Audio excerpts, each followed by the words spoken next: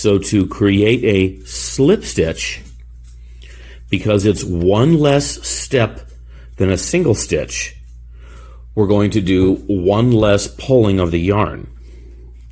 So right now I've been doing double stitches, which is all well and good. And just for the fun of it, let's go through and do a couple of single stitches to step it down. So a single stitch is exactly the same as a double stitch, but one less loop on my needle.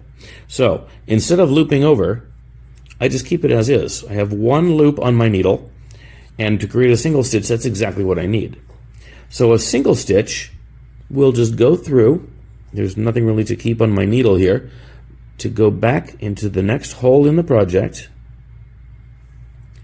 grab the yarn and pull it back through.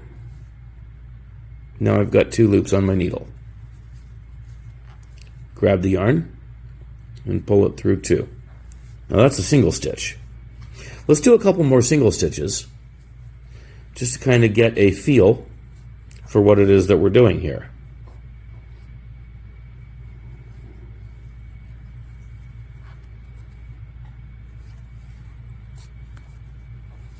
Okay, I've done three. I think this is the fourth single stitch.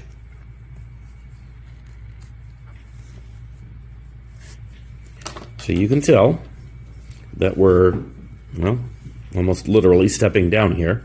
So we've done some double stitches, and now we've gone down and done 3 or 4 single stitches. So let's continue and do a slip stitch. So a slip stitch, again, is one less step than a single stitch. So how can you do one less? Well, a slip stitch is almost like a chain stitch in an existing project.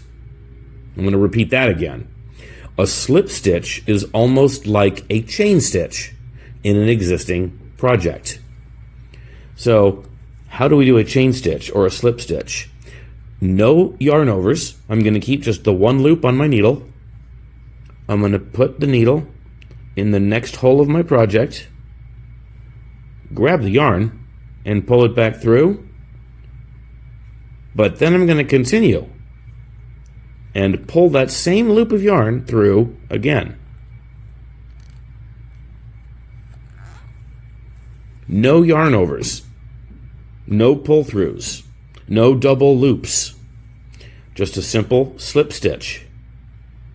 So let's try that again. I have my needle, I have one loop on it, put it back through the next hole in the project, grab the yarn and pull it back through, and then without doing anything else, just continue and pull it through again.